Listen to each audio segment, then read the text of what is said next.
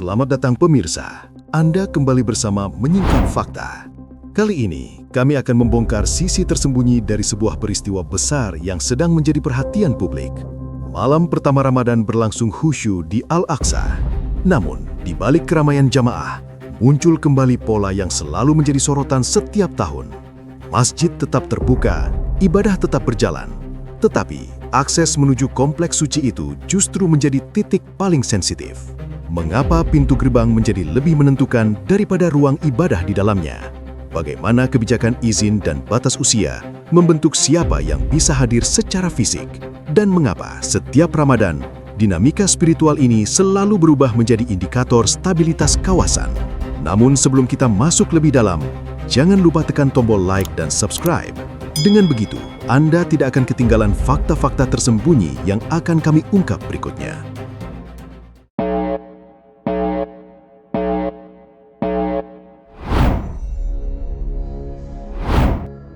Selasa malam, 17 Februari 2026, suasana kota tua Yerusalem berubah sejak cahaya senja merayap turun dan lampu-lampu kecil mulai dinyalakan di sepanjang jalur menuju kompleks Al-Aqsa. Ribuan jemaah bergerak dari berbagai penjuru kota, sebagian melintasi jalan sempit berbatu, sebagian lain berkumpul di titik-titik pemeriksaan yang sejak sore telah dijaga oleh petugas keamanan.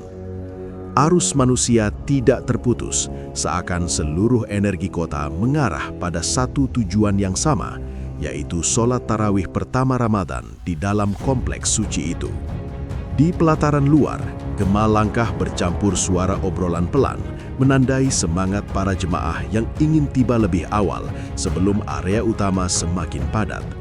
Namun, tidak semua yang berkumpul bisa langsung masuk.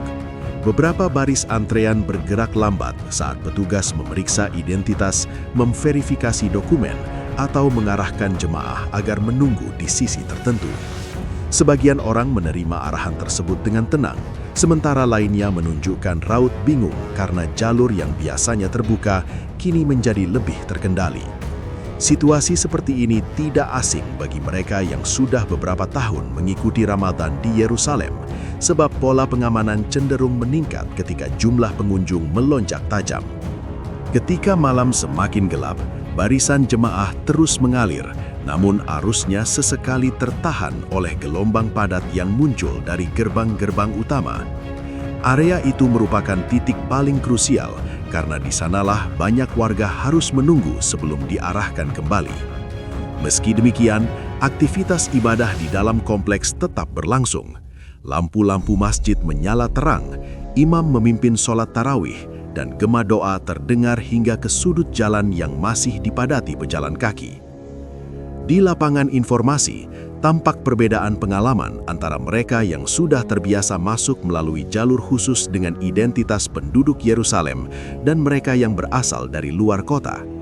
Beberapa jemaah harus melalui prosedur tambahan, dan meskipun tidak semua diperbolehkan masuk pada waktu yang sama, sebagian besar tetap berusaha sabar menunggu.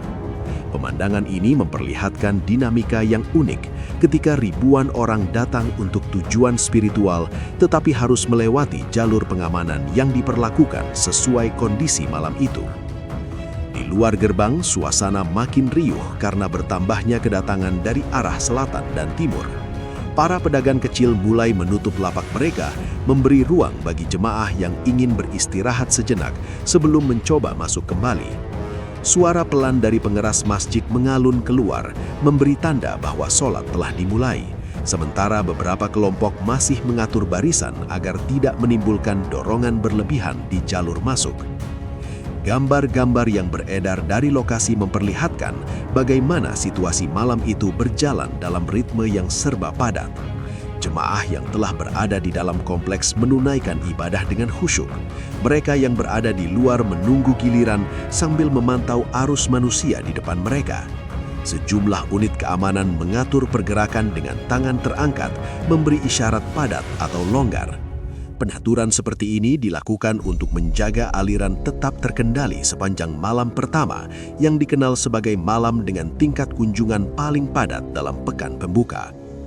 Meski setiap orang datang dengan harapan dapat melewati gerbang tanpa hambatan, realitas di lapangan memperlihatkan adanya mekanisme yang membuat proses itu berlangsung lebih hati-hati. Malam pertama Ramadan 2026 menjadi gambaran bagaimana arus besar jemaah, ruang terbatas, dan pengamanan terketat berpadu dalam satu peristiwa yang menyedot perhatian publik sejak awal malam. Senin 17 Februari 2026, sejumlah laporan dari lapangan mulai menggambarkan bagaimana pengamanan Ramadan di wilayah sekitar Kota Tua disiapkan dengan perincian yang lebih padat dibanding hari-hari biasa. Sejak pagi, beberapa titik kontrol sudah terlihat memiliki penambahan personil. Petugas berdiri di jalur masuk utama yang sering digunakan jamaah dari arah utara dan selatan. Pemberlakuan pola penjagaan ini tidak hanya bertujuan mengatur kerumunan, tetapi juga menyesuaikan diri dengan perkiraan jumlah pengunjung yang diprediksi lebih tinggi pada malam-malam awal Ramadan. Pola ini terlihat jelas saat persiapan berlangsung, sebab pergerakan petugas di lapangan menunjukkan bahwa lalu lintas manusia akan diarahkan menjadi lebih tersegmentasi. Pada hari yang sama, muncul penjelasan mengenai kebijakan izin yang diberlakukan bagi sebagian warga dari tepi barat yang ingin memasuki Yerusalem untuk beribadah. Izin ini diterbitkan dalam jumlah tertentu yang disesuaikan dengan evaluasi keamanan dan kapasitas titik pemeriksaan. Syarat utama bagi penerimanya adalah pemeriksaan dokumen lengkap serta verifikasi yang dilakukan pada hari kedatangan. Pembatasan usia juga diberlakukan, di mana laki-laki di atas 55 tahun dan perempuan di atas 50 tahun mendapatkan peluang yang lebih besar untuk memperoleh akses, sementara kategori usia lain harus melalui proses evaluasi tambahan. Keputusan-keputusan ini dirancang berdasarkan pertimbangan teknis, namun memberikan dampak langsung bagi banyak keluarga yang ingin beribadah bersama di malam pertama Ramadan. 2 hari setelahnya, Rabu 19 Februari 2026, angka-angka terkait penerbitan izin mulai dipublikasikan.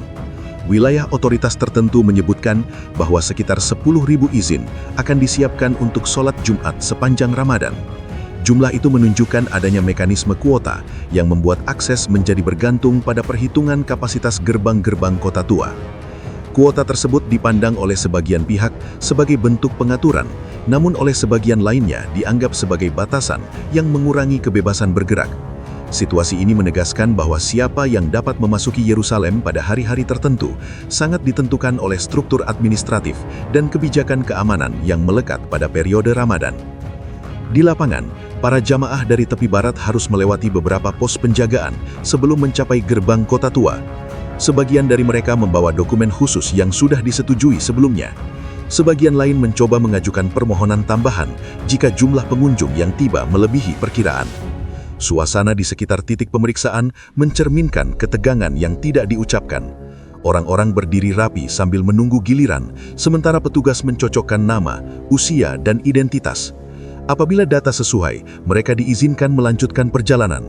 Apabila tidak, mereka diarahkan pulang atau menunggu keputusan berikutnya. Proses ini berlangsung sepanjang hari dan mempengaruhi aliran manusia yang memasuki Yerusalem pada saat tarawih malam pertama.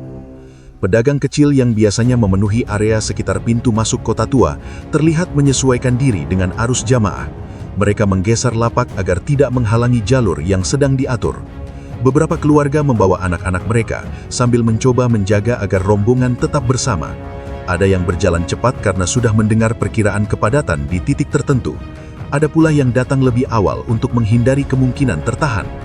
Aliran orang seperti ini menciptakan pola yang hanya muncul pada periode Ramadan, ketika kemampuan bergerak tidak diukur dari jarak tempuh semata, melainkan dari apakah seseorang dapat melewati lapisan pengamanan yang diberlakukan pada hari itu. Pengaturan ini memperlihatkan sebuah struktur yang bekerja di balik layar malam ibadah. Gerbang-gerbang Kota Tua menjadi lebih dari sekedar pintu masuk. Mereka berubah menjadi titik seleksi yang menentukan siapa yang dapat hadir secara fisik di kompleks suci pada malam-malam penting Ramadan. Situasi tersebut membentuk pengalaman banyak jamaah yang mencoba menjangkau Al-Aqsa dengan cara yang tidak dapat mereka lakukan dengan bebas setiap hari. Sejak awal Ramadan 2026 yang dimulai pada 17 Februari, perhatian internasional mengarah pada dinamika di sekitar Kompleks Al-Aqsa. Periode ini selalu menjadi momen ketika simbolisme, kepadatan manusia, dan situasi politik bertemu dalam satu titik. Di lapangan, peningkatan jumlah jemaah terlihat jelas sejak malam pertama. Arus datang dari berbagai wilayah, mulai dari penduduk Yerusalem hingga rombongan dari tepi barat yang berusaha melintasi pos-pos pemeriksaan. Kerumunan seperti ini membentuk atmosfer yang membuat setiap keputusan keamanan berdampak lebih besar dibanding hari-hari biasa. Rekam jejak beberapa tahun terakhir memperlihatkan bahwa Ramadan sering menjadi latar munculnya gesekan antara aparat dan warga. Peristiwa pada 23 April 2021 menjadi salah satu contoh signifikan ketika bentrokan terjadi di area sekitar kompleks pada malam Ramadan, menciptakan efek domino yang kemudian meluas hingga ke wilayah lain. Situasi serupa juga muncul pada 15 April dan 22 April 2022. Kejadian-kejadian tersebut menempatkan Ramadan sebagai periode yang memerlukan pengawasan ketat, karena potensi gesekan dapat meningkat ketika jumlah pengunjung mencapai puncaknya. Di tahun 2026, pengamatan lapangan menunjukkan bahwa pola itu masih mempengaruhi cara aparat mengelola akses. Setiap malam, jumlah jemaah meningkat secara bertahap menuju akhir pekan pertama Ramadan. Jalan-jalan yang menuju kompleks penuh oleh warga yang ingin menunaikan tarawih berjamaah. Beberapa keluarga datang lebih awal, menyadari bahwa jalur masuk akan menjadi semakin padat menjelang waktu sholat.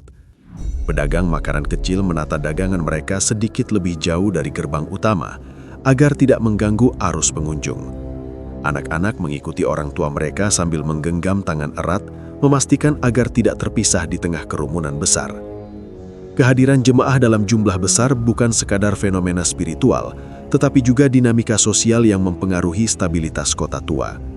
Ketika ribuan orang berkumpul dalam ruang terbatas, setiap perubahan kecil dalam pola penjagaan dapat mengalihkan arus manusia secara drastis.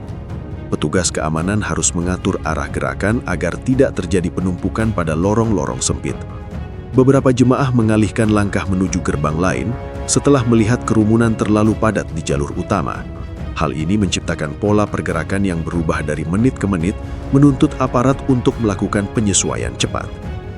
Dari sudut diplomasi internasional, Ramadan selalu menjadi momen sensitif, karena setiap kejadian di Kompleks Al-Aqsa mendapat perhatian luas dari negara-negara kawasan. Laporan media internasional dalam beberapa tahun terakhir menunjukkan bahwa setiap insiden, sekecil apapun, dapat menciptakan gelombang reaksi politik. Pengiriman delegasi, pernyataan resmi, hingga seruan solidaritas sering muncul pada periode ini. Oleh sebab itu, stabilitas di titik ini tidak hanya bergantung pada dinamika lokal, tetapi juga pada pengaruh regional yang terus memantau perkembangan. Bagi banyak warga Palestina, kehadiran di Al-Aqsa memiliki nilai yang melampaui ritual ibadah. Kompleks suci itu dipandang sebagai ruang afirmasi identitas, terutama pada Ramadan yang menjadi puncak aktivitas spiritual. Ketika pembatasan akses diberlakukan, reaksi yang muncul bukan hanya persoalan teknis mobilitas, tetapi juga respons emosional dan politik yang berakar pada sejarah panjang status Yerusalem Timur. Hal ini membuat pengalaman menuju Al-Aqsa selama Ramadan selalu memiliki dimensi yang lebih dalam dibanding hari-hari lain. Di sisi lain, aparat keamanan memandang periode ini sebagai masa ketika resiko meningkat seiring bertambahnya masa. Kepadatan yang mencapai puluhan ribu hingga mendekati ratusan ribu jemaah pada malam tertentu menuntut pengawasan intensif untuk mencegah gesekan yang dapat memicu ketegangan lanjutan. Pembacaan aparat terhadap pola kerumunan ini menjadi dasar utama diberlakukannya pengaturan akses bagi sebagian wilayah. Dengan kombinasi faktor-faktor tersebut, Ramadan 2026 kembali memperlihatkan bagaimana dinamika spiritual, sosial, dan politik bertemu di satu ruang yang sama. Al-Aqsa tetap menjadi pusat perhatian, dengan arus manusia yang membentuk ritme kota tua sepanjang malam-malam Ramadan. Ramadan 2026 kembali memperlihatkan bagaimana dinamika di Yerusalem tidak pernah berdiri pada satu dimensi saja. Setiap malam ibadah menghadirkan percampuran yang unik antara arus jemaah, kebijakan lapangan, dan sensitivitas kawasan. Al-Aqsa menjadi ruang di mana simbol spiritual dan realitas geopolitik saling bersinggungan. Arus manusia bergerak dalam ritme yang dibentuk oleh aturan, momentum, serta persepsi publik yang terus berkembang dari tahun ke tahun. Peristiwa yang berlangsung sejak malam pertama Ramadan menunjukkan betapa kuatnya pengaruh ruang itu terhadap kestabilan kota tua dan perhatian dunia. Demikian rangkaian fakta yang berhasil kami singkap hari ini. Jangan lupa subscribe ke channel Menyingkap Fakta dan aktifkan lonceng notifikasi agar Anda tidak ketinggalan pengungkapan fakta-fakta penting lainnya. Menyingkap fakta, mengungkap kebenaran di balik setiap peristiwa. Sampai jumpa pada fakta berikutnya.